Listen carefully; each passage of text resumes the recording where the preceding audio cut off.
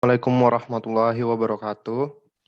Waalaikumsalam. Selamat pagi dan salam sejahtera untuk kita semua.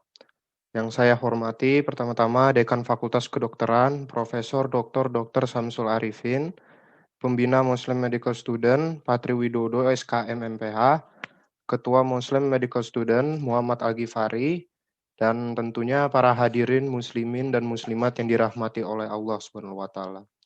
Pertama-tama, marilah kita panjatkan puji serta syukur kehadirat Allah Subhanahu wa Ta'ala atas limpahan rahmat dan karunia-Nya, sehingga pada pagi hari ini kita dapat berkumpul untuk mengikuti webinar dengan tema Memegang Teguh Keyakinan Islam Melawan Hoax.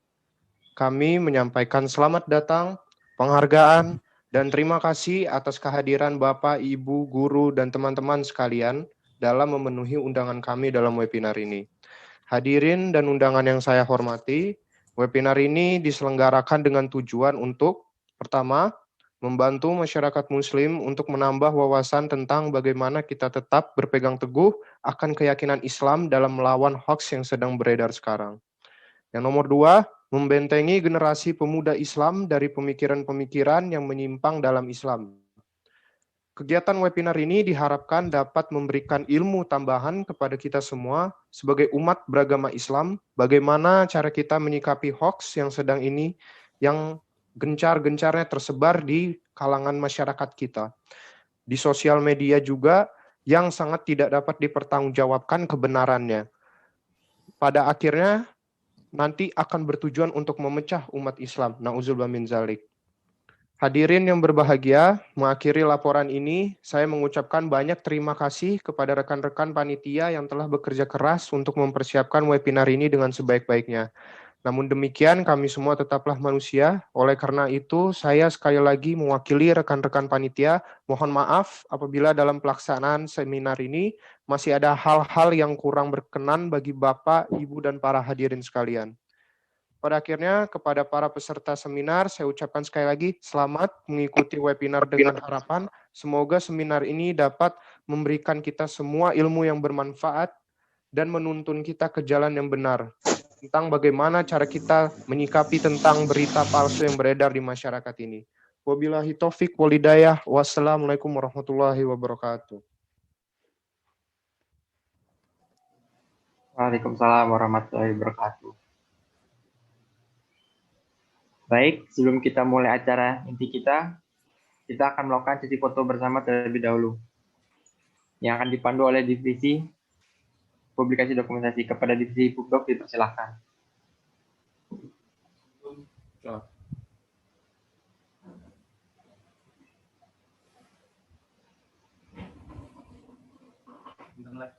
Iya.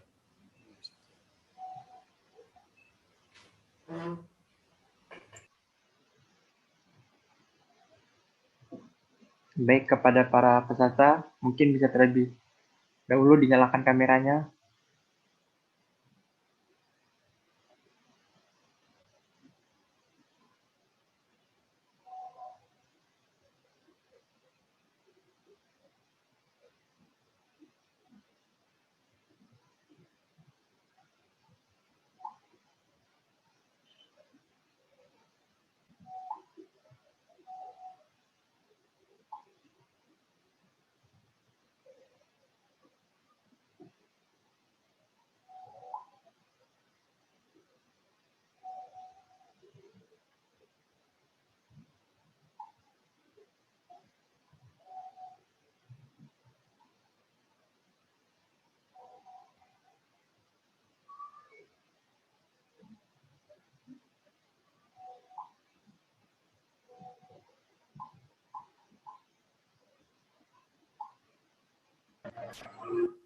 Saya mulai sesi dokumentasinya dari slide pertama.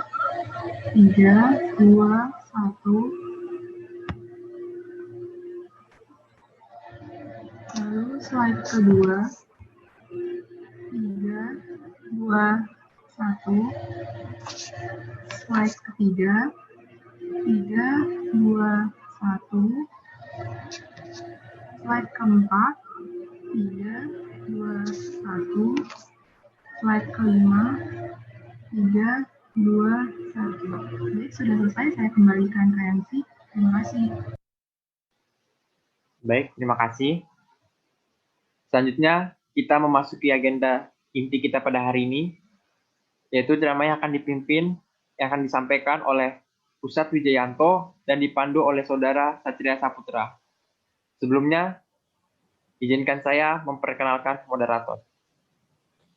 Satria Saputra, Pengalaman Organisasi, Wakil Ketua Umum Karya Limba 4 UPR, Asisten Dosen Departemen Anatomi FKUPR, kemudian juara 2 sayembara menulis kajian kebijakan, Altipolis, juara 1 orasi Sumpah Pemuda tahun 2019, dan masih banyak lagi. Baik, tidak perlu berpanjang lebar, langsung saja saya serahkan agenda ceramah ini kepada moderator. Kepada Saudara Satria Saputra, dipersilakan. Bismillahirrahmanirrahim. Assalamualaikum warahmatullahi wabarakatuh. Alhamdulillah, hamdan wa syukran lillah. Salatan wa salaman ala rasulillah. Allahumma salli wa sallim ala sayyidina wa nabiyyina wa mulazina wa syafi'ina wa zuhrina wa inda syiddatina wa maulana Muhammad sallallahu alaihi wasallam. Baik, pada kesempatan yang berbahagia ini, izinkanlah saya untuk memandu jalannya acara kita, yang insya Allah akan diawali dengan tausiah dan penyampaian materi oleh Al-Mukarram, Al-Ustadz Dr. Ahmad Wijayanto MA, dan kemudian insya Allah akan kita lanjutkan dengan sesi diskusi dan juga tanya jawab dari para hadirin jamaah kaum muslimin rahimakumullah, dan insya Allah akan dibahas oleh dan dijawab langsung oleh Ustadz Ahmad Wijayanto. Namun sekali lagi saya informasikan kepada para jamaah sekalian hadirin, bagi yang ingin bertanya, saya harapkan silahkan menuliskan pertanyaannya di kolom chat atau di kolom komentar Zoom. Pertanyaannya dengan format nama, asal, kemudian pertanyaan yang akan diajukan kepada Al-Mukarram Ustadz Ahmad Wijayanto. Kata pepatah, hadirin sekalian, tak kenal maka tak sayang maka tak cinta maka tak ta'arufan. Berikut mungkin penting untuk kita mengetahui profil dari pembicara kita, Al-Mukarram Al-Ustadz Dr. Ahmad Wijayanto MA. Beliau lahir di Solo, Jawa Tengah, tepatnya pada tanggal 27 Desember 1968. Beliau merupakan seorang penceramah, dai, dan juga tokoh agama yang sering mengisi berbagai kajian di berbagai daerah di Indonesia dan beberapa kajian di stasiun televisi nasional. Dan saat ini juga aktif mengisi kajian melalui platform Zoom dan juga media sosial lainnya. Beliau merupakan alumnus Universitas Islam Internasional Islamabad yang tercatat pula sebagai seorang dosen Magister Manajemen di Universitas Gadjah Mada, Yogyakarta. Serta beliau merupakan pengasuh utama salah satu pesantren Bina Insan Anak Soleh di Yogyakarta. Beliau pula sudah menulis sebuah buku, sebuah karya dengan judul Jodohku Maunya Kamu. Jadi cukup unik ya buku beliau, mungkin teman-teman bisa baca, seandainya ada kesempatan bisa membeli dan juga membaca buku dari beliau. Insya Allah bermanfaat. Baik, Ustadz, alhamdulillah sudah bergabung di tengah-tengah kita pada kesempatan yang berbahagia ini. Demi efisiensi waktu, langsung saja saya persilahkan Al-Mukarram, Al-Ustadz Dr. Ahmad Wijayanto MA untuk menyampaikan materi tausiahnya. Tafadhol ya Ustadz. Baik, terima kasih Mas Satria Saputra. Bismillahirrahmanirrahim. Assalamualaikum warahmatullahi wabarakatuh. Waalaikumsalam warahmatullahi. Sebelumnya boleh saya cek apakah audio saya cukup baik. Cek tes asam urat, gula darah, kolesterol, semuanya bagus. Bagus. Bagus, alhamdulillah. Ya nggak bagus, cuman saldonya aja nggak bagus. Cek saldo kurang bagus ya.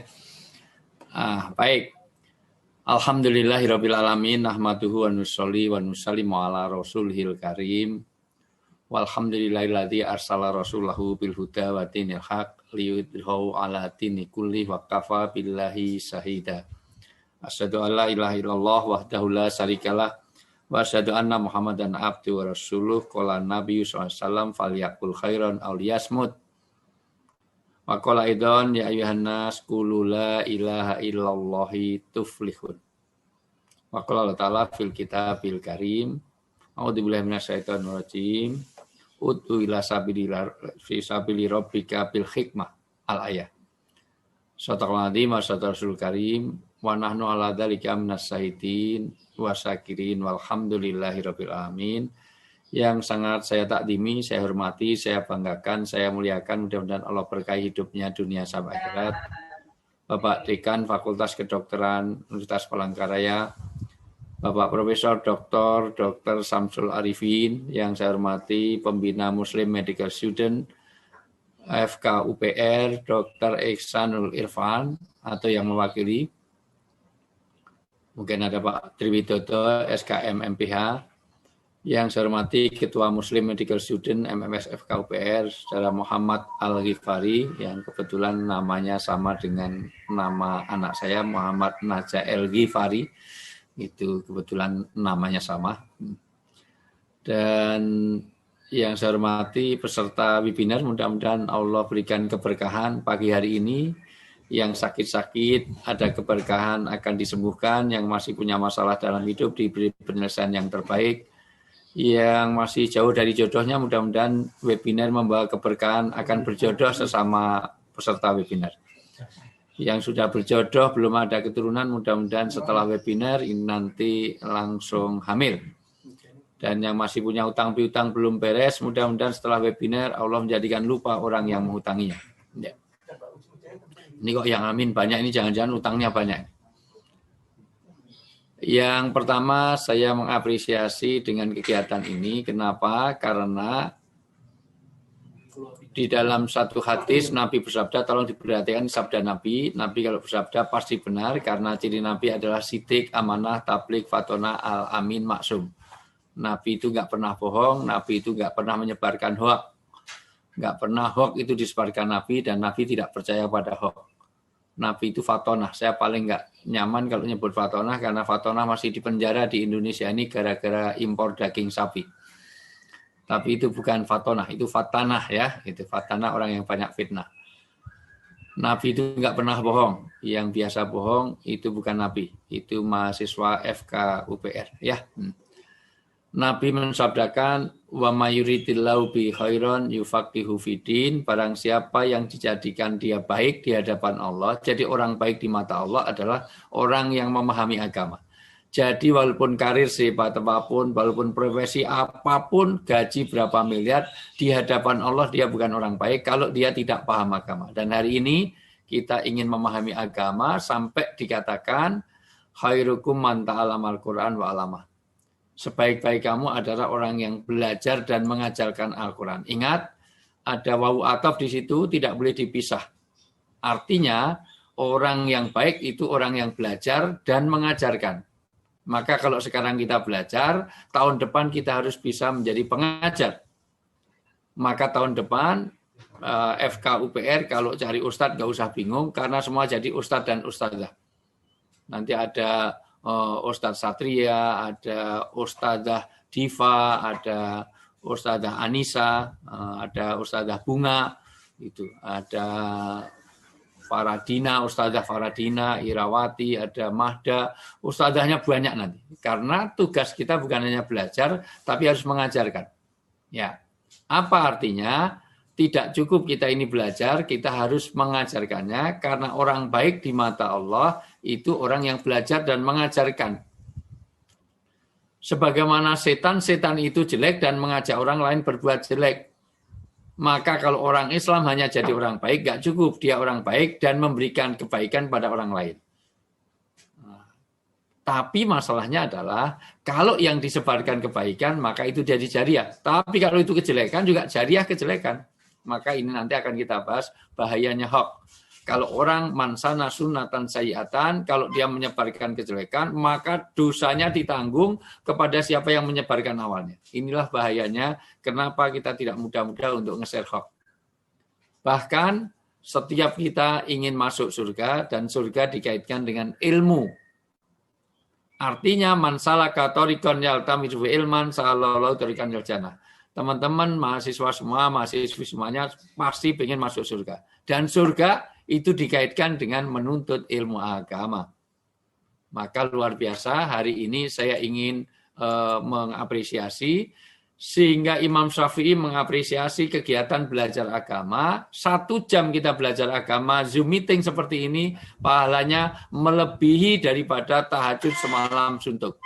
Yang barangkali tadi malam tidak semuanya tahajud, apalagi semalam suntuk. Dokter saya mengenai psikologi, jadi saya tahu psikologi. Dilihat dari wajah-wajahnya, bukan wajah-wajah orang yang rajin tahajud. Mohon maaf.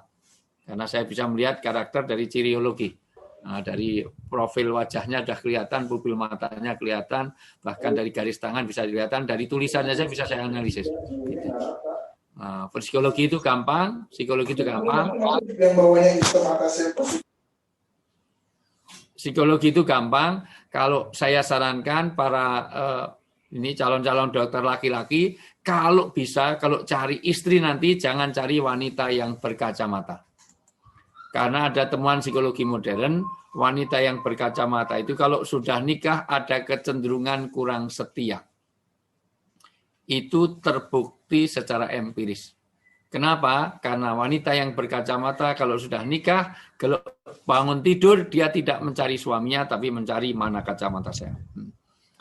Nggak ada hubungannya, Arindia, nggak usah dilepas kacamatanya, nggak usah dilepas, itu semuanya itu ya. Fitri nggak usah dilepas kacamatanya, itu. Artinya apa? Bahwa serius, dia pisah dengan suami 2 minggu nggak masalah. Tapi kacamata ada 2 jam, udah kiamat luar biasa. Itu. Mending kalau kacamata dipakai untuk nyari suami, enggak, untuk cari handphone. Karena wanita zaman now itu lebih dekat kepada handphonenya daripada kepada pasangannya. Istri-istri sekarang itu lebih dekat dengan handphonenya daripada kepada pasangannya. Karena saya sering dicurhati, para bapak-bapak, gimana istri saya? Sudah dalam tidur saja, luar biasa istri zaman now. Dalam tidur, di dalam selimut itu memancarkan nur dari wajahnya. Dikira wajahnya bersinar di dalam selimut. Setelah dibuka, bukan wajahnya yang bersinar, ternyata mainan handphone. Masih pesan online di dalam selimut. Nah, bahkan di dalam satu ayat, ketika kondisi genting saja, kondisi segenting apapun, taklim ilmu agama tidak boleh ditinggalkan. Tolong Mas Satria, saya boleh dibacakan surat At-Taubah ayat 122, minimal terjemahnya saja.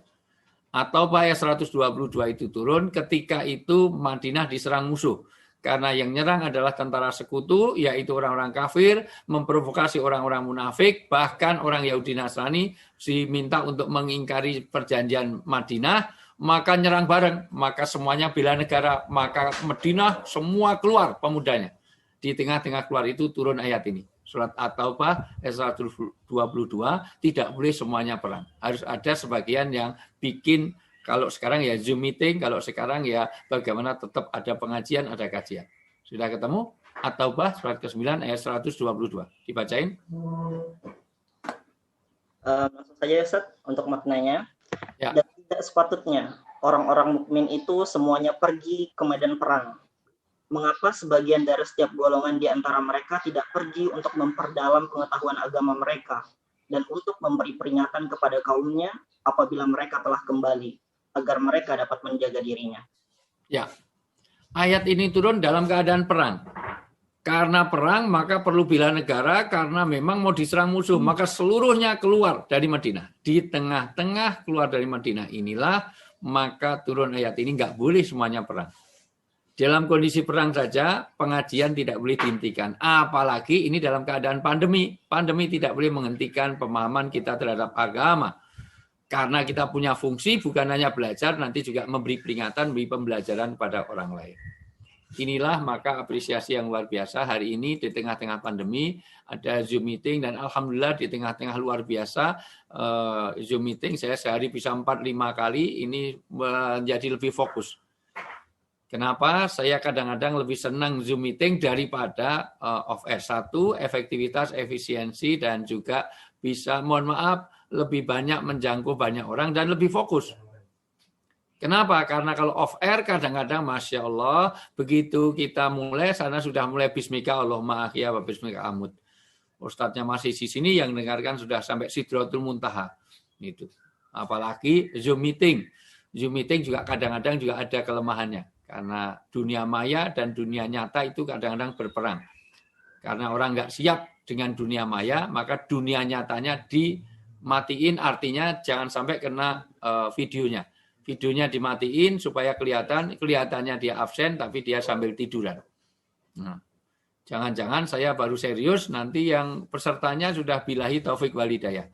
Hanya dinyalain Zoom meetingnya on langsung ditinggal pergi. Ini beberapa nggak berani nyalain video kan nggak ngerti karena memang sambil tidur ternyata. Ya itu. Tapi apapun kita sudah partisipasi luar biasa. Hari ini kita akan bicara tentang hoax.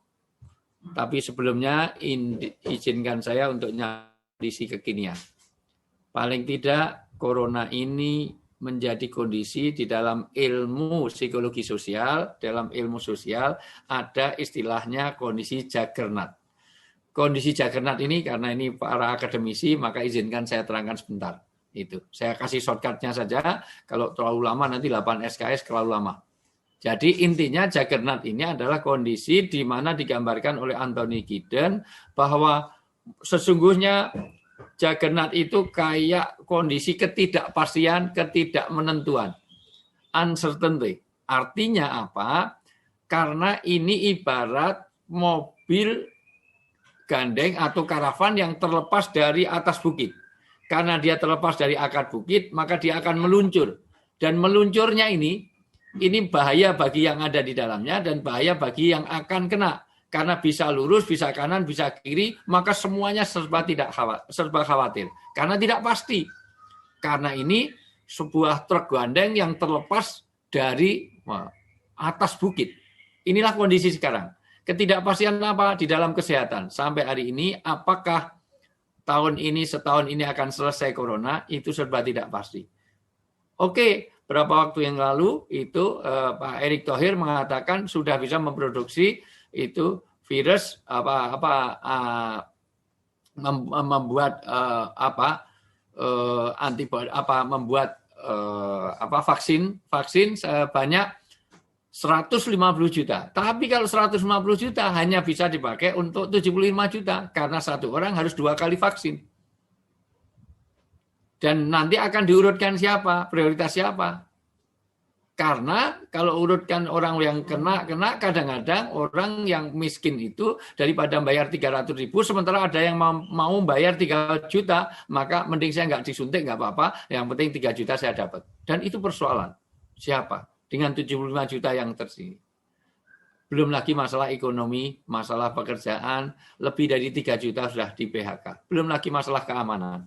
Di Palangkaraya siap-siap karena nanti terjepitnya ekonomi itu salah satu faktor memperbanyak kriminalitas. Maka mulai hati-hati. Artinya pasti pencopetan, maling, itu semuanya perampok itu akan bertambah. Karena setiap ada orang ekonomi itu berpengaruh pada sistem keamanan. Apalagi kegiatan sosial budaya, Masya Allah. Sekarang bagaimana orang mau bikin kelompok-kelompok arisan, Dharma Wanita, PKK, segala macam. Belum lagi masalah tahlilan, selamatan, segala macam. Itu terganggu. Apalagi di dunia pendidikan. Dunia pendidikan ini sampai Mendikbud itu menurunkan target kurikulum jadi hanya 40%. Karena sangat tidak efektif. Masih lumayan kalau mahasiswa. Mahasiswa aja sering menyakitkan. Ketika saya ngasih materi kuliah, kadang-kadang kita sudah serius, itu begitu absen, video saya nyalain, ternyata ditiduran pakai daster. Kita sudah pakai perform yang bagus, ternyata pakai daster sambil tiduran. Enak saja para mahasiswa-mahasiswi ini. Nah, dari sisi ini, maka transfer of knowledge-nya bisa, tapi transfer dari pendidikan, karakter building-nya tidak bisa. Apalagi anak-anak SD, SMP. Anak-anak SD itu lebih banyak game-nya daripada untuk belajarnya.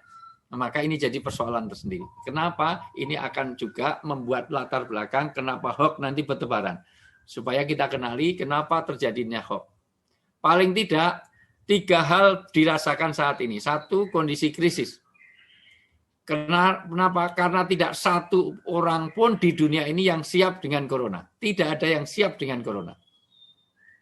Yang kedua, uncertainty artinya ketidakpastian. Bahwa kondisi ini akan berakhir kapan bisa kembali ke kantor, kapan bisa kuliah normal, sampai hari ini masih belum ada yang pasti.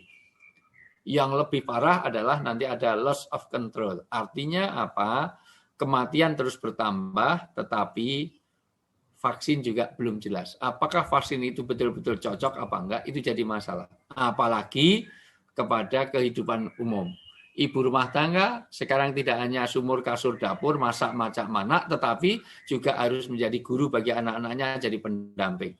Lebih parah, ibu-ibu sekarang ini banyak curhatan ke saya, bukan hanya kepada anaknya yang repot, justru kepada suaminya, kepada anak mertuanya yang lebih susah untuk ini.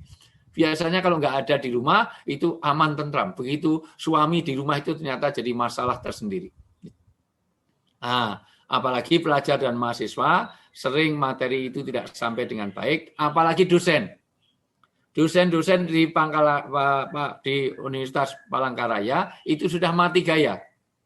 Karena dengan tidak tatap muka, itu akan menjadi model pembelajaran yang, mohon maaf, monoton dan susah. Karena bagaimanapun juga tidak terbawa emosi yang bagus terhadap itu. Untuk itu, ada 2 reaksi. Hari ini kita akan bicara tentang bagaimana mereaksi yang baik. Reaksi yang pertama adalah reaksi stres yang disebut dengan distress, yaitu distress itu adalah stres negatif. Itu terjadi secara lepas kendali dan di bawah tekanan yang terus-menerus karena mengeluh terus dengan corona. Dan itulah nanti yang akan membuat orang itu membuat hoax. Hoax itu karena stres diantaranya, yaitu ada tekanan pikiran, tekanan batin. Tapi kalau kita bisa memanage, stres itu penting karena itu menjadi eustress. Eustress adalah stres positif yang membuat hidup ini lebih baik. Alhamdulillah ada corona. Dengan adanya corona ternyata ada penguatan keluarga. Karena kita banyak di rumah. Apalagi kalau di Jawa, mohon maaf, itu. Saya ini biasa banyak di Jakarta, hanya weekend aja pulang ke Jogja. Tapi selama 7 bulan saya di rumah. Saya biasanya pulang, kadang-kadang anak saya komentar, Mah, Bang Thoyib pulang, saya dipanggil Bang Thoyib. Kadang-kadang jadi angkatan 69, berangkat jam 6, pulang jam 9 malam. Ibu-ibu jadi jarum super, jarang di rumah, selalu pergi. Apalagi kalau Anda rasakan masih lumayan di Palangkaraya. Saya kalau di Jakarta, kadang-kadang ayam belum bangun, kita sudah berangkat, ayam sudah tidur, kita belum sampai rumah. Enak jadi ayam daripada jadi dokter di Jakarta nanti. Nah, maka Anda akan mengalami. Ternyata dengan adanya corona luar biasa. Maka kita syukuri. Alhamdulillah ada corona, itu akan banyak. Nanti setelah corona, itu akan jadi kehidupan yang lebih baik. Minimal kita perhatian pada bagaimana kesehatan, perhatian kepada bagaimana kebersihan, pola makan, dan seterusnya. Nah, artinya bagaimana kepedulian. Kenapa itu hoax? Prinsipnya, oke, kita masuk ke materi. Hoax itu intinya adalah kepalsuan. Dan hoax itu ada kesengajaan. Jadi hoax itu 1 palsu, sifatnya palsu, 2 sengaja. Kalau dalam Islam, kesengajaan itu disebut niat. Maka dia sudah dosa sebelum dia disebarkan, itu sudah mengalami dosa karena niat yang jelek. Innamal a'malu binniyat. Amal itu tergantung niatnya. Al-umur bimaqasitiha. Setiap perkara tergantung niatnya. Niatul mukmin khairu min amalihi.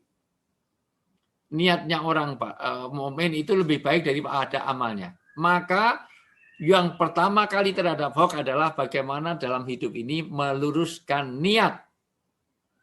Karena Anda bisa jadi dokter nanti, jadi dokter itu bisa masuk surga setinggi-tingginya, jadi dokter bisa masuk neraka sedalam-dalamnya. Tergantung niat Anda jadi dokter. Kalau niatnya salah jadi malpraktek. Itu. Kalau niatnya benar, nanti jangan-jangan kita sengaja pasien tidak disembuhkan supaya dia tetap kembali ke kita. Untuk memproduksi jadi ATM untuk itu semuanya.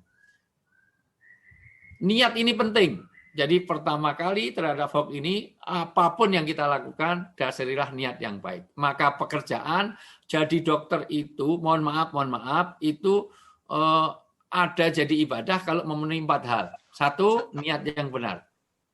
2, cara yang benar. 3, bidang kerja. Ini nggak usah dibahas karena bidang kerja dokter itu sangat mulia.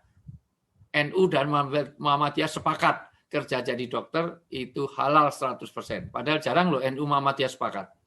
Gitu. Yang keempat, hasil kerja. Saya bahas sedikit tentang bagaimana menghindari hoax ini juga. Bagaimana niat Anda jadi dokter, niatilah untuk ibadah. Inna sholati wa nusuki, wa mahyaya, wa mamati, wa kerjai, wa nikahi, wa dokteri, wa doseni, wa dekani, wa apapun, lillahi ta'ala. Ini penting.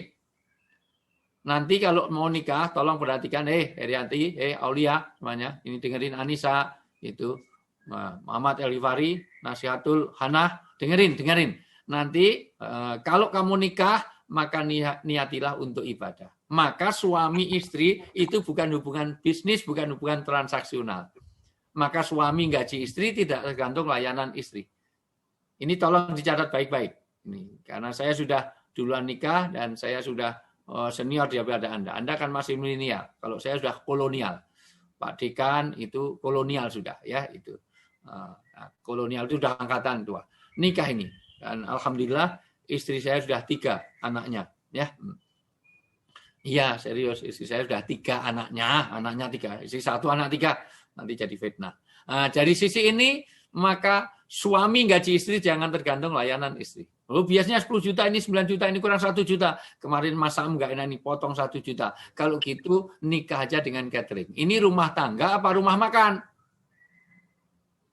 Biasanya 10 juta, ini 9 juta 700 kurang 300 ribu. Lihat istri kamu miring ini potong 300 ribu. Kalau gitu nikah aja dengan laundry. Demikian juga istri, dengerin, hati-hati, Aulia, mohon maaf, ini yang ada ini semuanya, Ika, dengerin, Ika, itu semuanya, Vira, itu dengerin. Kalau nanti kamu melayani suami, jangan tergantung gaji. Minum pahit ini kurang gula, kemarin kurang 600, malah yang 600, enggak boleh. Cucian enggak bersih, kurang 800 minta bersih. Enak-enak berhubungan suami istri langsung stop. Stop gimana? Yang 700 mana? Nanti dilanjut. Kalau gitu Anda bukan berhubungan suami istri. Maka pertama, orang hoax itu diawali dari niat yang tidak baik. Kedua, ada unsur kesengajaan. Ketiga, ada perilaku yang menyimpang, yaitu karena dia menyaru atau mengkamuflase dari kepalsuan itu dianggap sebagai kebenaran. Dalam bahasa agama namanya talbis. Talbis itu mencampur adukkan yang salah dengan yang benar. Talbisul haq wal batil, yaitu mencampurkan kebenaran dengan itu. Kebenaran kesalahan aku kebenaran. Itu. Dan berita bohong ini itu disengaja. Yang kedua, niatnya menghasut. Ini yang paling banyak. Yang banyak adalah motif menghasut, dan itu sudah tidak islami sama sekali. Itu. Paling tidak itu nafasati fil uqad. Dan yang ketiga, ini modus-modusnya ya, modus-modus hoax itu beritanya tidak akurat. Nah, beritanya tidak akurat dan beritanya banyak ramalan dan beritanya menyudutkan. Maka ini sifat-sifat hoax yang ada. Sifat yang hoax yang ada biasanya bohongnya disengaja, beritanya menghasut, beritanya tidak akurat, dan sifatnya hanya ramalan. Beritanya sangat menyudutkan, dan mohon maaf, nanti hoax itu di dalam semua aspek. Di dalam kedokteran, mengenai makanan, minuman, dan obat. Obat petai ini bisa menghilangkan ini semuanya. Yang namanya jengkol bisa begitu rupa. Tanpa ada penelitian akurat. Ingat, ada seorang yang bukan profesor, bukan dosen, bukan apa, jadi profesor penemu obat COVID-19 dengan Anji waktu itu. Wah, tidak perlu kuliah di UPR, cukup dengan menemukan obat sederhana sekali sudah langsung jadi profesor itu semuanya. Yang kedua, banyak di bidang keuangan. Nanti lihat keuangan. Apalagi kenapa saya sampaikan pandemi ini berkaitan dengan ekonomi, karena nanti banyak hoax keuangan di mana ada investasi bodong. Berapa waktu yang lalu yayasan saya kena itu ternyata ada yayasan dari Qatar katanya mau nyumbang untuk pesantren. Nah, begitu dikumpulkan semuanya sudah bayar, untung saya sudah ingatkan, diteliti dulu. Ternyata hoax juga mengenai ilmu pengetahuan, mengenai berita duka. Berapa yang lalu dikabarkan saya meninggal dunia itu semuanya. Hanya karena saya itu mohon maaf masuk ke untuk di rumah sakit itu untuk memastikan bagaimana menyolatkan walaupun dia kena corona harus disolatkan. Kaitannya bencana dan yang banyak juga mengenai candaan tapi itu ada aturan dalam Islam. Maka sebelum saya bahas secara Islami, deteksinya gampang.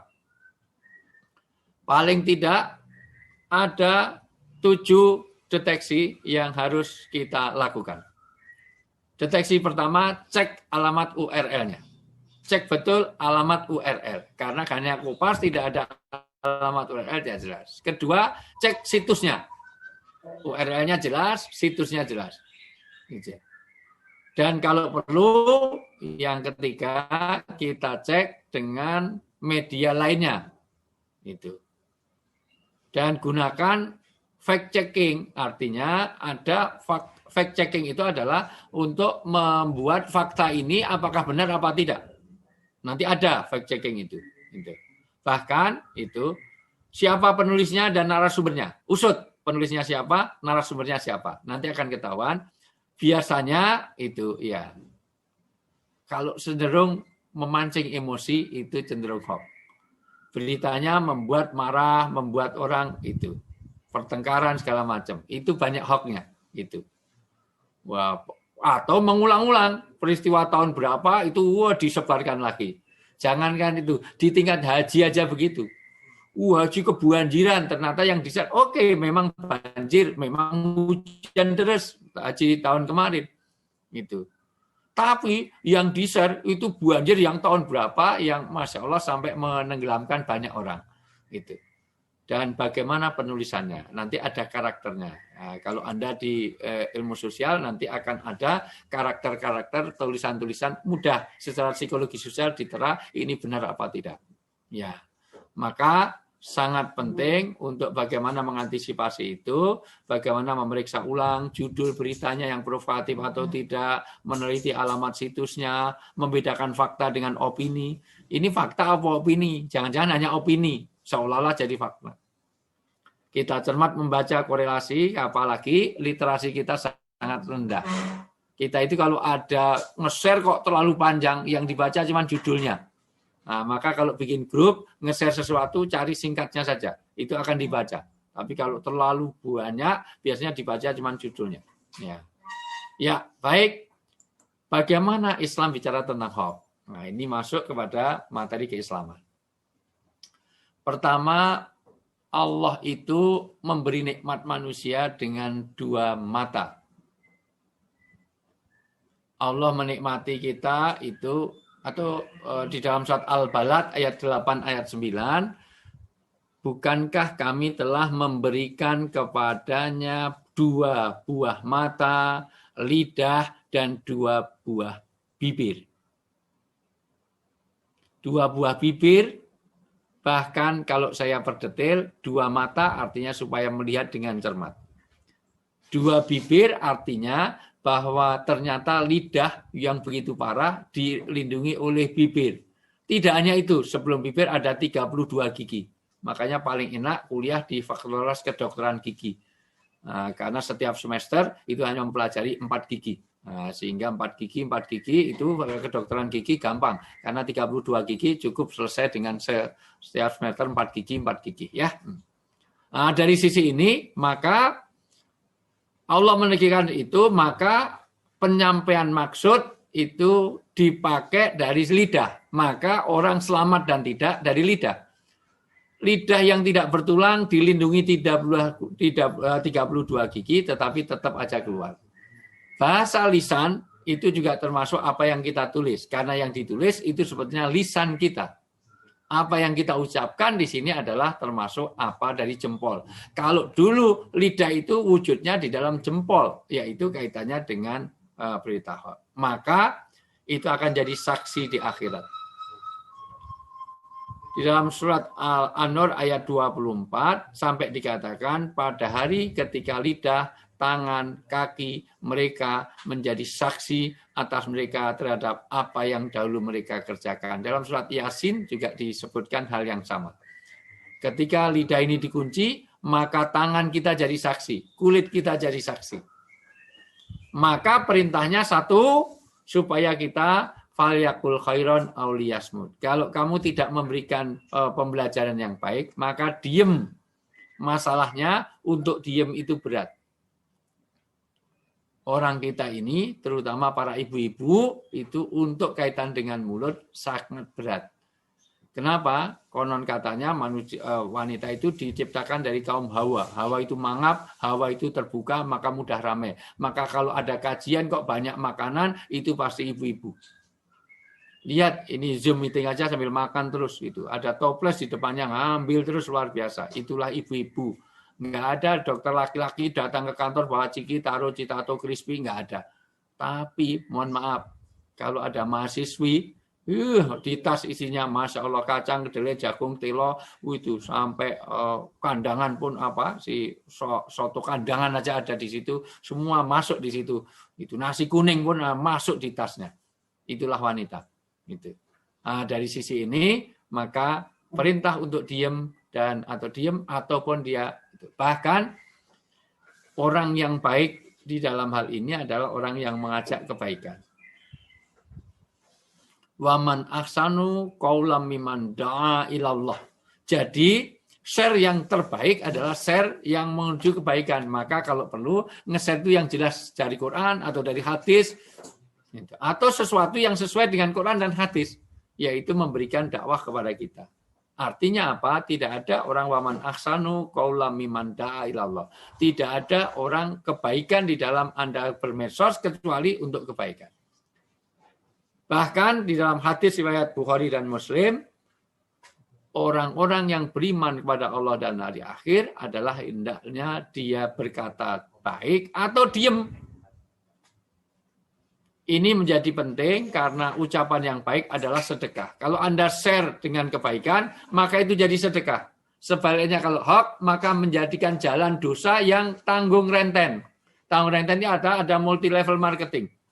Sebanyak orang yang di ini. Atau kita baca dulu bagaimana ada berita surat An-Nur, coba dibaca. Ayat 15. Ya. Karena nanti selamatnya manusia ada di dua tempat. Satu di antara dua bibir, yaitu makanan, minuman, perkataan, termasuk pada bagaimana An-Nur, tolong dibaca surat An-Nur. Langsung ayat 15-nya juga boleh. Sebenarnya dari 12, 13, 14, 15. Terjemahnya aja. Ya. Dari 12-nya sampai 15-nya. Ya, An-Nur. Yang artinya, ya, mengapa orang-orang mukmin dan mukminat tidak berbaik sangka terhadap diri mereka sendiri ketika kamu mendengar berita bohong itu dan berkata, ini adalah suatu berita bohong yang nyata. Mengapa mereka yang menuduh itu tidak datang membawa 4 saksi? Oleh karena mereka tidak membawa saksi-saksi, maka mereka itu dalam pandangan Allah adalah orang-orang yang berdusta. Oke, saya terangkan dulu, nanti dilanjut, jangan ditutup dulu. Jadi ketika itu ada hoax. Jadi hoax itu sudah terjadi sejak zaman Nabi. Berkaitan dengan Aisyah radhiyallahu anha. Aisyah radhiyallahu anha itu difitnah selingkuh, maka suruh hadirkan saksi. Saksi di sini adalah kalau sekarang ya akurasi, apa situsnya benar, penulisnya gimana, semuanya. Bagaimana URL-nya, bagaimana fakta dan itunya harus dilihat. Ini hoax apa fakta gitu. Teruskan sampai 15 dulu. Dan seandainya bukan karena karunia Allah dan rahmatnya kepadamu di dunia dan di akhirat, niscaya kamu ditimpa azab yang besar disebabkan pembicaraan kamu tentang hal itu atau berita bohong itu. Ingat, ketika kamu menerima berita bohong itu dari mulut ke mulut dan kamu katakan dengan mulutmu apa yang tidak kamu ketahui sedikit pun, dan kamu menganggapnya remeh, padahal dalam pandangan Allah itu permasalahan yang besar. Ini menunjukkan bahwa tidak hanya yang membuat berita, tetapi yang menyebarkannya juga ikut andil di dalam dosa. Sejarahnya singkat, hoax itu. Jadi hoax itu sudah ada zaman Rasulullah, sudah ada hoax. Ketika itu Rasulullah pergi bersama-sama dengan para sahabat, dan Rasulullah mengajak istrinya Aisyah radhiyallahu anha, yang disebut dengan Humairah. Nah, Rasulullah itu kalau nyebut istrinya dengan Humairah, dengan Habibah, dengan Ummul Mukminin, menyenangkan. Nanti kalau punya suami istri, tolong jangan pernah saling menyakiti dengan sebutan yang jelek. Karena jujur itu tidak boleh kalau itu menyakitkan hati.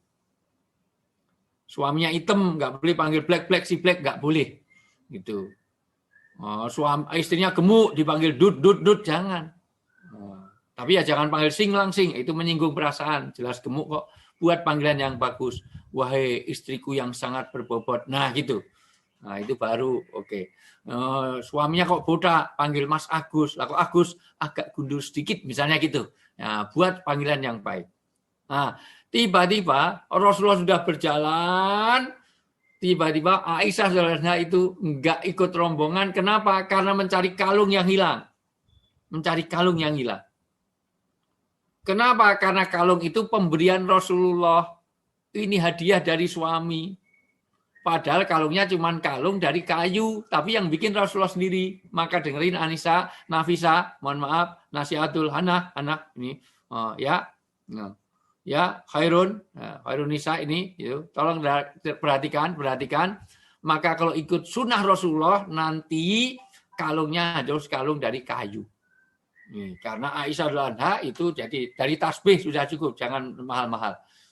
Tiba-tiba rombongan sudah jauh. Ya sudah daripada ketinggalan, maka sudah kita berangkat nyusul. Di tengah-tengah nyusul ini, ternyata kalung itu tertindih oleh unta. Jadi untanya itu mendekam, itu ternyata di bawahnya ada kalung itu.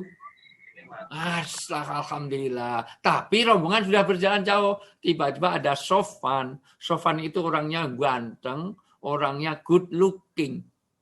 Ganteng. Kalau di sini kayak siapa ya? Enggak, kalau kayak Satria enggak. Kalau Satria ganteng berarti yang lihat itu katarak ya, itu namanya. Enggak, Al-Ghifari juga enggak itu. Ya, siapa ya? Kayak yang ngomong inilah, kayak yang ngomong ini. Ya, ini kurang. Orangnya ganteng. Maka pemuda ganteng nuntun itu karena di sana memang dituntun itu karena jangan sampai nanti istri Rasulullah ini harus terjaga dengan pas pampres yang bagus. Setelah sampai Madinah, Rasulullah melihat, loh mana istriku, dicari-cari nggak ketemu. Sudah sore, itu kok nggak datang, ini istriku di mana? Nggak lihat. Tiba-tiba dari jauh datang bersama Sofan, dituntun Sofan, maka terjadilah hoax. Wah itu selingkuh, wah istri Rasulullah selingkuh. Maka setiap orang menanggung dosa atas berita itu, ternyata karena sebab tadi. Maka perlunya tabayun. Setiap ada berita-berita yang nggak benar, maka tabayun. Al-Hujurat ayat 6, ini harus wajib karena ini sangat terkenal. Ya ayyuhalladzina amanu, ja'akum fasikum binaba'in fatabayyanu. Al-Hujurat ayat 6. Ini panduan Islam. Yang artinya, hai orang-orang yang beriman, jika datang kepadamu orang fasik membawa suatu berita, maka periksalah dengan teliti agar kamu tidak menimpakan suatu musibah kepada suatu kaum tanpa mengetahui keadaannya yang menyebabkan kamu menyesal atas perbuatan itu. Satu, karena hoax itu nanti dosanya berlipat ganda, bahkan nanti di dalam surat Al-Ahzab itu dikatakan, ya Allah timpakanlah 2 kali lipat kepada siapa? Orang-orang yang memberikan berita hoax kemana-mana. Karena dia sesat dan menyesatkan. Dia sendiri sesat, menyesatkan kayak setan. Setan itu sudah sesat, menyesatkan. Dia sendiri ketipu, malah nipu orang lain. Sudah dalam keadaan nggak benar, malah nyebarkan ketidakbenaran. Maka hati-hati. Kalau nggak jelas, jangan nge-share. Sudah, tutup sampai Anda saja. Nah, kenapa? Karena nanti kalau kita tidak tabayun, tidak jelas, maka nanti akan menimpakan musibah. Dibaca ulang tadi. Baca ulang, yuk. Supaya tidak, ya.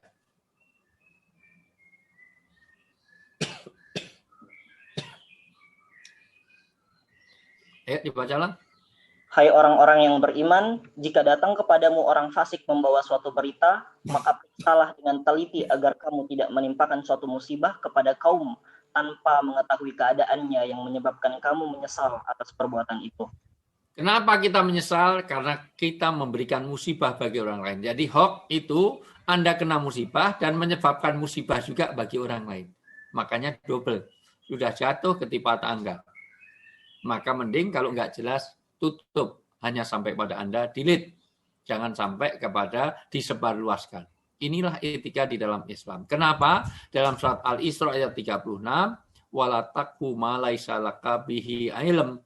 Jangan kamu mengikuti apa saja yang kamu tidak mempunyai pengetahuan yang jelas, tidak tahu betul bagaimana benar salahnya. Kenapa? Karena pendengaran, penglihatan, hati, semuanya itu akan dimintai pertanggungjawaban. Al-Isra ayat 36, tolong dibaca. Yang artinya, dan janganlah kamu mengikuti apa yang kamu tidak mempunyai pengetahuan tentangnya. Sesungguhnya pendengaran, penglihatan, dan hati, semuanya itu akan diminta pertanggungjawaban. Mohon maaf, karena apa yang ada pendengaran kita, hati kita, penglihatan kita, jempol-jempol kita itu, tangan, kaki, semuanya akan dimintai pertanggungjawaban. Inilah di dalam Islam bagaimana penguatan kita terhadap keyakinan dalam Islam supaya ini. Karena apa? Setiap orang dimintai pertanggungjawaban. Ya. Jadi, apalagi kaitannya dengan tulisan. Di dalam Al-Baqarah ayat 79 jelas-jelas bagaimana tulisan itu dipertanggungjawabkan. Boleh? Al-Baqarah ayat 79.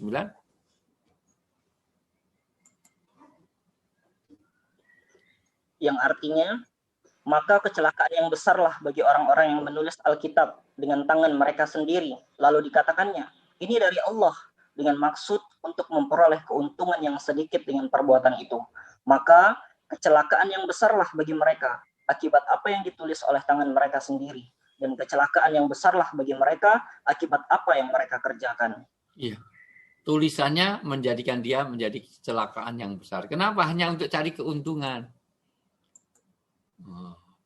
Bahkan bikin klepon aja, wah ini klepon syariah. Mana ada klepon Islami, mana ada agama untuk ini. Klepon kok syariah, ramai luar biasa.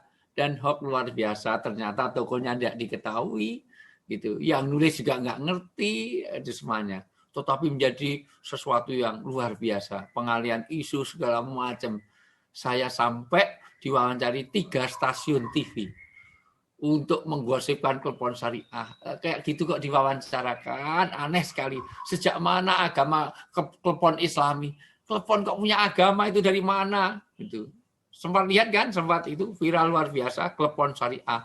Gitu. Nah, dari sisi ini, maka itu. Yang penting, jangan hanya karena melihat mayoritas. Wa in tuti mang asara fil ardi yudilluka an sabilillah. Dan jika kamu menuruti kebanyakan orang yang di muka bumi, kamu akan tersesat. Sekali lagi, ketika orang viral tentang klepon Islami, maka Allah menegur dalam surat Al-An'am ayat 116, wa in tuti aktsara man fil ardi yudilluka an sabilillah. Kalau kamu, mohon maaf, menuruti kebanyakan manusia, karena kebanyakan manusia itu hanya hanya persangkaan. Nah, maka dia hanya, atau dibaca surat Al-An'am 116. Walaupun viral, kalau nggak jelas, maka jangan diikuti. Dan jika kamu menuruti kebanyakan orang-orang yang di muka bumi ini, niscaya mereka akan menyesatkanmu dari jalan Allah. Mereka tidak lain hanyalah mengikuti persangkaan belaka, dan mereka tidak lain hanyalah berdusta terhadap Allah.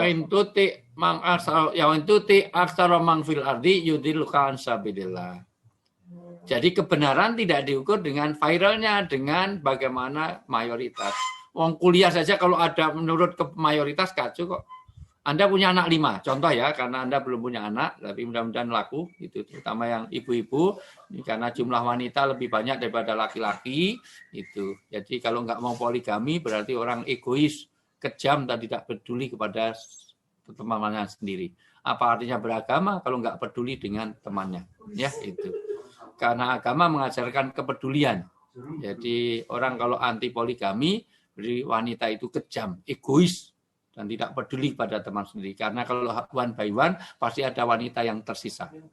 Ya, nah, jadi tolong perhatikan, kalau Anda punya anak 5 yang sakit 2, semuanya diukur secara demokratis. Wah, ini mau ke rumah sakit apa piknik? Wah, ayo voting, semua piknik. Gitu. Minum obat apa es krim? Es krim. Gitu.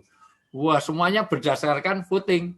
mayoritas, maka 3 hari anak Anda semuanya billahi taufik wal hidayah. Gitu. Innalillahi. Maka kebenaran tidak bisa diukur hanya karena kebanyakan, apalagi kaitannya dengan hoax ini. Maka sekali lagi, perintah dalam beragama adalah bagaimana orang itu berkata yang baik. Al-Baqarah ayat 83, supaya orang itu berbicara dengan bicara yang husnan, yaitu dengan yang baik. Bahkan cukup seseorang itu berbohong kalau menceritakan semua yang didengar, semua yang dilihat, apa yang dimengerti. Jadi mohon maaf, walaupun itu benar, tapi kalau diceritakan maka dipilih. Gitu. Dipilih. Nanti ada dalam kaidah dalam ilmu hadis tentang majhul. Majhul itu adalah sesuatu yang tidak diketahui. Ya, siapa yang disebut majhul? Itu orang yang berinteraksi dengan majhul. Majhul itu ada 2, tapi ini jadi kajian agak susah ya. Majhul ain itu tidak diketahui senamanya. Ada majhul hal, yaitu tidak diketahui keadaannya. Orang nggak tahu siapa, nggak tahu keadaannya, tiba-tiba kita ikuti, maka perkataannya itu tidak bisa diterima. Ya, jadi tapi ini jadi belajar mustalah hadis nanti. Tapi prinsipnya di dalam Islam, di dalam bermedia sosial, itu tolong para dokter-dokter semuanya perhatikan. Dokter-dokter, karena Anda nanti kelihatannya sambil nyuntik, tapi Anda memberitakan berita yang nggak benar, maka itu ikut nanggung dosa, tanggung renteng, multi level. Jadi jadilah dokter-dokter yang nanti memberikan salam, memberikan kesopanan yang baik, karena ketika Rasulullah ditanya, tunjukkan kepadaku amal perbuatan yang membuatku ke surga. Beliau menjawab, sesungguhnya hal yang pasti mendapat ampunan adalah orang yang mengucapkan salam dan berkata baik dan sopan. Inilah pentingnya kita mengetahui prinsip-prinsip Islam dalam ini. Maka sebetulnya mau saya sambung agak panjang kaitannya dengan afatul lisan, yaitu bahaya-bahaya daripada lisan. Di antaranya nanti tidak boleh fudulul kalam, yaitu berbicara yang berlebihan. Jadi nggak boleh bicara itu berlebihan, nggak boleh, walaupun juga jangan terlalu singkat. Ditanya asal jawab. Dari mana, Dik? Dari belakang, mau kemana? Mau ke depan? Rumahnya mana? Indonesia. Enggak, rumahnya di mana? Enggak saya bawa. Sudah makan? Sudah. Enggak makan mutar. Sudah punya istri? Sudah. Mau lu ambil, gua kepret tuh belagu. Tidak boleh terlalu begitu, tapi juga jangan fudul. Yaitu fudulul itu artinya orang yang berlebihan. Yaitu Nabi bersabda, tiada akan lurus keimanan seseorang hamba sehingga lurus pula hatinya, dan tiada akan lurus hatinya sehingga lurus pula lidahnya. Dan seorang hamba tidak akan memasuki surga selagi tetangganya belum aman dari kejahatan lidahnya. Tangan dan lidahnya itu menjadi penting. Yang kedua, itu jangan sampai ikut dalam pembicaraan yang batil. Jadi kalau sudah ada hoax, jangan kita ikut-ikutan. Yang ketiga, itu tidak boleh menjadi al-khod fil batil, yaitu khod fil batil itu ungkapan-ungkapan yang mendekati kebatilan saja tidak boleh. Yang berikutnya tidak boleh berbantah-bantahan. Al-miraq wal jidal itu ya penting, karena apalagi zaman sekarang. Kalau dia nggak menguasai, ada orang berdebat tentang kedokteran, Anda padahal dia sumbernya hoax. Anda diam. Imam Syafi'i itu mengatakan, Imam Syafi'i itu orang yang sangat pintar dalam beragama ya. Itu saya itu selalu menang kalau debat dengan orang pintar, tapi selalu kalah kalau debat dengan orang bodoh. Gitu. Makanya kalau ada orang bodoh debat dengan Anda mengenai kedokteran, wah kamu pintar sekali, pintar saya. Udah gitu aja. Nah, biar Anda menang ya itu. Karena Imam Syafi'i gitu. Ada loh, keluarga saya itu keluarga dokter. Kakak-kakak saya dokter segala macam. Wah, itu semuanya cukup diobati dengan minyak kayu putih. Wah, jadi corona itu dengan minyak kayu putih ditelan sama diluaskan hidung. Kalau gitu nggak usah pakai vaksin miliaran rupiah, ngapain? Itu juga. Itu nerangkan padahal kakak saya itu dokter, punya rumah sakit, spesialis itu. Diajari gitu. Ya sudah, diem aja. Oh ya, makasih, terima kasih gitu aja. Karena kalau debat dengan orang bodoh, kamu pasti kalah. Itu Imam Syafi'i begitu ya. Jadi sekali lagi bagaimana tidak boleh berlebih-lebihan, dan jangan juga ini. Hindarilah pertengkaran, hindarilah perkataan keji dan jorok karena kaitannya dengan caci maki, itu ayat hadisnya. Bahkan di dalam orang bermiza'ah, yaitu kaitannya dengan bergurau saja, itu diatur dalam Islam. Ya. Jadi jangan sampai kita sanjungan yang berlebihan saja tidak boleh. Itu. Ya, apalagi namimah, yaitu orang yang adu domba. Ya, itulah beberapa kaidah Islam kaitannya bagaimana dokter-dokter bisa terhindar dari itu. Apalagi mengejek, menghina, bahkan sampai menggunjing, itu semuanya ghibah. Orang mau ke rumah sakit itu sejak naik ke truk sampai mau turun isinya ghibah. Itu butejo sama Dian, ya itu semuanya, ya itu. Apalagi ada kebohongan, ya al-kadzab itu, ya katibu itu penting. Oke, kurang lebih pengantar saya itu. Nanti yang susah-susah yang jawab Pak Profesor Samsul Arifin, ya. Profesor Samsul Arifin, atau nanti yang jawab Pak Ihsanul Irfan, ya, Dr. Ihsanul Fikran. Yang gampang-gampang saya nanti. Saya kembalikan moderator. Sudah baik. 1 jam lebih saya bicara, ini kalau di TV sudah tangan 6 kali saya. Masya Allah, baik. Jazakallah khair Ustadz atas materi tausiahnya, sangat jelas dan sangat baik sekali. Dan memang ternyata terkait berita hoax ini bukan perihal baru dalam Islam ya Ustadz. Berarti ketika zaman Rasulullah pun ini pernah terjadi pada zaman sahabat. Ya, zaman Rasul sudah ada hoax kaitannya dengan Aisyah. Ya, berkaitan dengan Stofa. Ya. Dan memang kita perlu membentengi diri, dan Islam senantiasa mewanti-wanti para umatnya yang memeluk agama Islam ini untuk berlindung diri dari bahayanya berita hoax ini.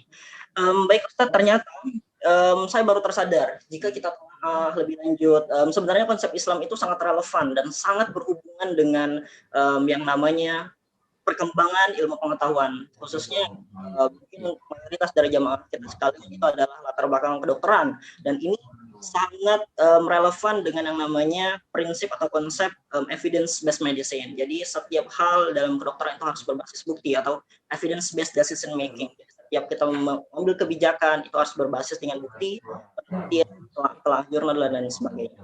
Baik, langsung saja Ustadz, kita sesi diskusi yang insya Allah ini alhamdulillah sudah beberapa pertanyaan yang masuk ke dalam. Baik, yang pertama ini ada dari saudara Muhammad Sujatmiko dari Jambi. Masya Allah, ini salah satu teman Anda Ustadz. Bismillah, izin bertanya, di tengah ini yang rentan dengan berita hoax dan masyarakat yang mulai mengalami krisis kepercayaan kepada pemimpin, kita bisa melihat di lapangan, masyarakat banyak mengeluh mengenai berbagai aturan baru dan berarah tidak pro kepada masyarakat. Jadi, sebagai umat muslim melihat situasi yang terjadi, bagaimana cara kita untuk menyikapi hal tersebut dalam konteks yang benar? Jazakallah khair Ustaz dan teman-teman. Baik. Pertama sikapnya wa idza ra'a minkum munkaron falyughayyir biyadihi. Maka kalau ada satu kemungkaran, sesuatu yang tidak pas secara agama, maka Anda harus mau merubah. Merubah bukan merusak. Ya, itu. Merubah itu ada kejahatan, nanti kita hancurkan diskotiknya tapi handphonenya kita ambil, itu namanya Anda tidak merubah, itu melawan kebatilan dengan kebatilan, ya. Itu merubah dengan tangan artinya kekuasaan atau apa yang Anda sebagai dokter spesialis, dokter Anda bisa merubah kaitannya dengan kekuasaan yang Anda punya, gitu. Kalau nggak bisa maka bilisan, karena orang yang tahu kejahatan tapi dia diam saja itu setan PC. Tahu setan PC, setan itu jelek malah buta lagi. Orang tahu kejelekan dia diam saja, itu setan PC. Tapi niat yang baik dengan cara yang baik. Tidak bisa niat baik dengan cara membakari tempat-tempat halte. Nggak bisa, itu fasilitas umum dirusak, itu rumah sakit dilemparin, nggak bisa. Nah, karena niat baik caranya juga harus dengan baik. Nah, itu tugas kita. Karena nanti di antara jihad yang akbar itu adalah kalimatul haq inda sultanul jair, yaitu menyampaikan kebenaran di tengah sultan atau penguasa atau pemerintahan yang zalim. Itu. Nah, tapi apakah kita harus semuanya harus kita perangi? Enggak, karena hanya kedzalimannya saja. Kalau kita melihat tidak benar, maka salurkan dengan cara baik, niat yang baik, caranya juga harus baik. Jangan kayak Robin Hood. Robin Hood itu bagus nolong orang miskin. Tapi kasihan ini, oh Satria ini handphonenya Oppo lah, Oppo malah nanya Oppo gitu hanya. Oke, saya kasih iPhone Pro Max gitu. Tapi saya ambilkan dari Profesor Samsul gitu, dari Profesor Dr. Samsul saya ambil handphone Pro Max-nya saya kasihkan Satria. Mohon maaf, bagus ngasihnya tapi caranya nggak benar. Maka itu dengan cara yang baik. Nah, jadi itu. Paling tidak kalau tidak bisa dengan kekuatan doa wa atful iman, minimal kita dengan membenci dari hati, jangan kita ikut-ikutan mendolimi. Begitu? Insya Allah, super sekali Ustadz, jawaban sangat singkat, sangat lugas, sangat tegas dan sangat jelas. Mudah-mudahan saudara atau akhina Muhammad Syatimiko dapat menangkap poin. Intinya adalah walau bagaimanapun kontra yang ditimbulkan, pro dan kontra yang ditimbulkan, kita harus menyikapi dan melakukan reaksinya itu dengan cara yang hasanah, dengan cara yang baik. Walau bagaimanapun pula, kita harus sebagai seorang muslim harus menjaga nilai-nilai muslim seperti itu. Baik, selanjutnya Ustadz, ini ada pertanyaan kedua dari saudara Rizky Kahayansyah dari UPR. Assalamualaikum Ustadz, izin bertanya, bagaimana hukumnya jika ternyata kita secara tidak sengaja menyebarkan sebuah berita dusta atau hoax, dan setelah kita sebarkan ternyata beberapa hari setelah itu kita baru tahu bahwa berita itu dusta atau hoax. Jadi dia tidak sengaja nih Ustaz. Tafadhal Ustaz.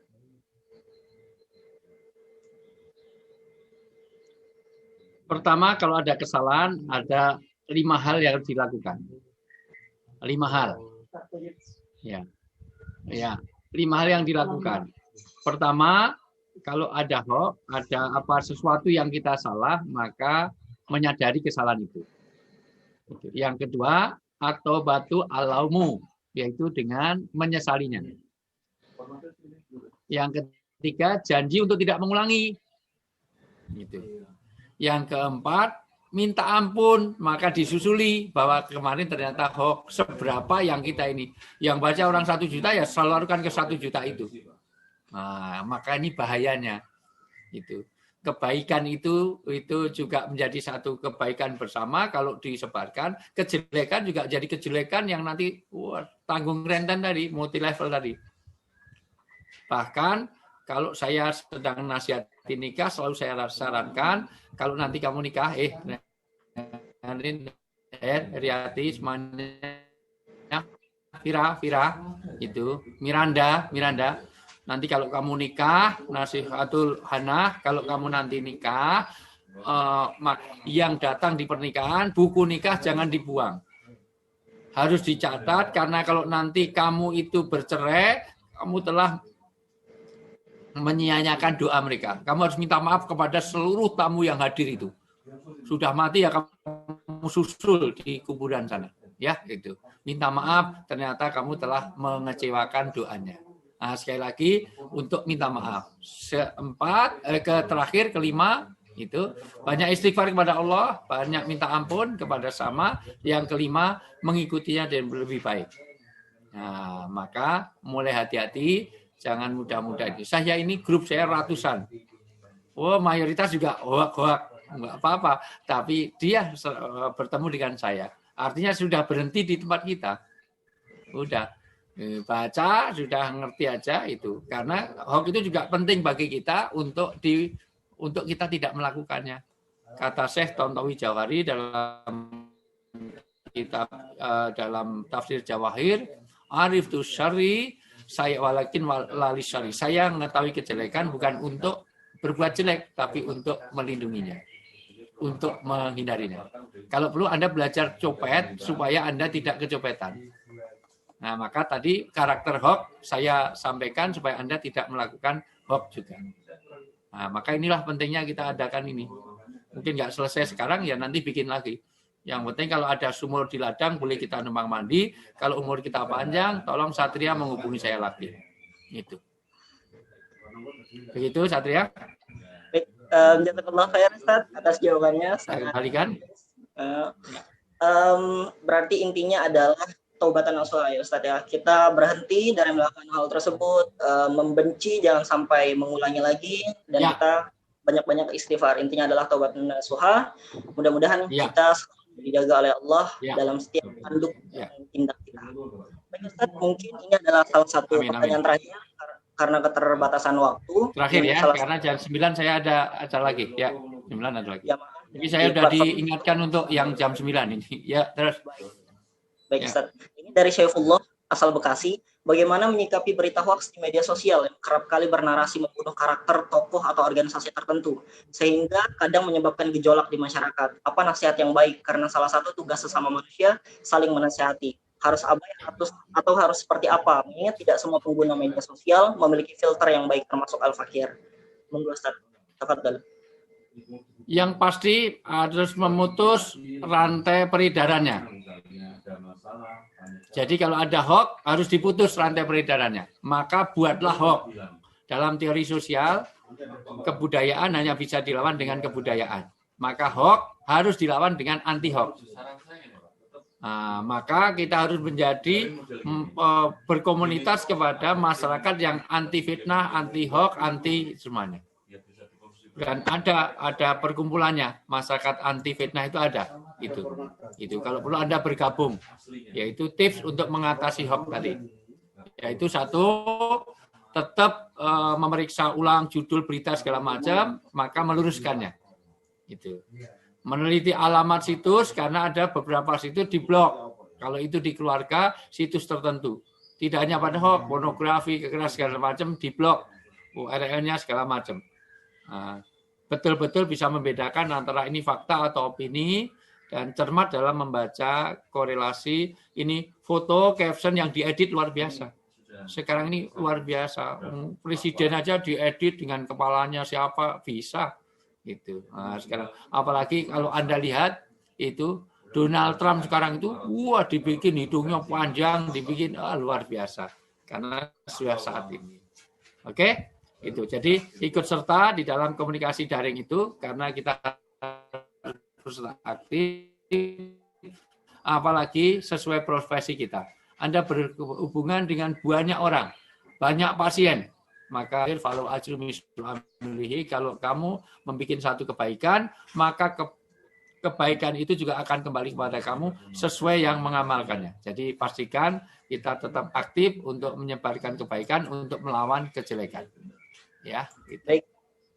Baik, Masya Allah Ustaz, syukran atas jawabannya. Saya menjadi teringat Ustaz terhadap salah satu hadis yang diriwayatkan oleh Aisyah. Ketika Aisyah bertanya kepada Rasulullah anit ta'un, mengenai ta'un, fa'akhbara Rasulullah sallallahu alaihi wasallam, dikabarkan kepadaku, annahu kana 'adzaba yab'atsullahu 'ala man yasha, faja'alahu rahmatan lil mu'minin. Jadi mungkin salah satu poin dari hadis tersebut adalah bentuk pertemuan kita melalui dunia ini, ya Ustaz, karena Allah menurunkan wabah sebagai salah satu bentuk azab pada orang-orang atau kaum-kaum yang Allah kehendaki, dan juga sebagai bentuk rahmah kepada kaum mukmin. Dan semoga kita menjadi bagian kaum yang kedua, orang-orang yang beriman yang mendapat rahmah, dan salah satunya adalah bentuk pertemuan kita, perjumpaan kita, kajian kita melalui Zoom webinar meeting ini. Mudah-mudahan Ustadz apa yang kita lakukan ini bermanfaat, namun sayang sekali antusiasme para jamaah ini harus terbatas dengan waktu. Sebagaimana kita dipertemukan oleh Allah dalam waktu, maka kita pun harus berpisah dalam waktu. Karena kita adalah kumpulan waktu itu, dan apabila hilang sebagian dari waktu, maka hilanglah bagian dari kita. Karena itulah Islam sangat menghargai waktu.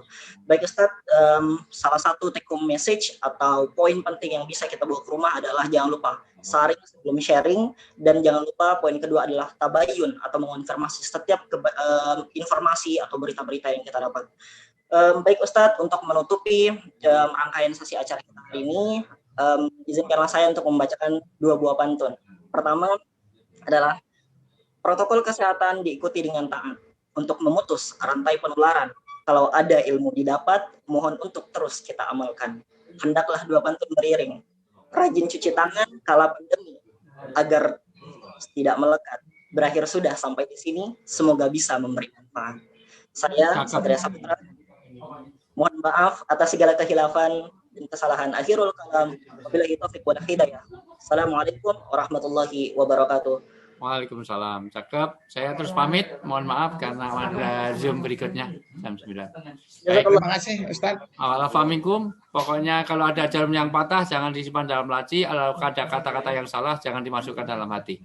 Terakhir, tolong dicatat baik-baik panitia, kalau beli rumah di Kota Bekasi setelah ceramah jangan lupa administrasi. Ya itu ya. Ya, terima kasih. Assalamualaikum warahmatullahi wabarakatuh. Waalaikumsalam warahmatullahi wabarakatuh. Selanjutnya saya serahkan kembali kepada MC untuk melanjutkan acara. Baik, terima kasih. Sungguh luar biasa tadi penyampaian dari Ustaz Wijayanto. Semoga yang mendengarkan dapat keberkahan serta diridhoi oleh Allah Subhanahu wa taala. Alhamdulillah alamin. Kita telah sampai di penghujung acara kita pada hari ini. Namun sebelum kita tutup, alangkah baiknya karena kita awali dengan doa, maka kita akhiri pula dengan doa yang insya Allah akan disampaikan oleh Muhammad Saifuddin Rifai. Kepada Saudara Muhammad Saifuddin Rifai dipersilahkan. Assalamualaikum warahmatullahi wabarakatuh. Waalaikumsalam. Izinkanlah saya pada kesempatan kali ini untuk melakukan doa penutup. Auzubillahi minasyaitonirrajim. Bismillahirrahmanirrahim. Ya Allah, ya Tuhan yang Maha Penyayang, hanya rahmat dan kasih sayang-Mu lah sehingga segala aktivitas kami dalam acara ini berjalan dengan lancar, walaupun menguras waktu, tenaga, dan pikiran. Dan hari ini ya Allah, kami berkumpul di webinar kali ini memanjatkan puji syukur kepadamu sekaligus menutup kegiatan kami. Ya Allah, berkahilah segala aktivitas kami selama dalam mengikuti rangkaian acara kami, dan jadikanlah sebagai amal ibadah di sisi-Mu. Untuk itu ya Allah, tetapkanlah rahmat dan kasih sayang-Mu kepada kami, dan jadikanlah pertemuan ini sebagai pertemuan yang Engkau ridhoi. Ya Allah, mudahkanlah segala urusan kami, karena tidak ada yang mudah kecuali Engkau jadikan mudah. Ya Allah, bukakanlah atas kami pintu kebajikan, pintu berkah, pintu rahmat, pintu kekuatan, pintu rezeki, pintu kesehatan, pintu keselamatan, karena hanya Engkaulah yang Maha Pengasih lagi Maha Penyayang. Ya Allah, kami berlindung kepadamu dari keraguan-raguan hati dan duka cita. Dan kami berlindung kepadamu dari sifat lemas dan malas. Ya Allah, curahkanlah kesabaran atas kami dan teguhkanlah pendirian kami terhadap cobaan dan kebenaran.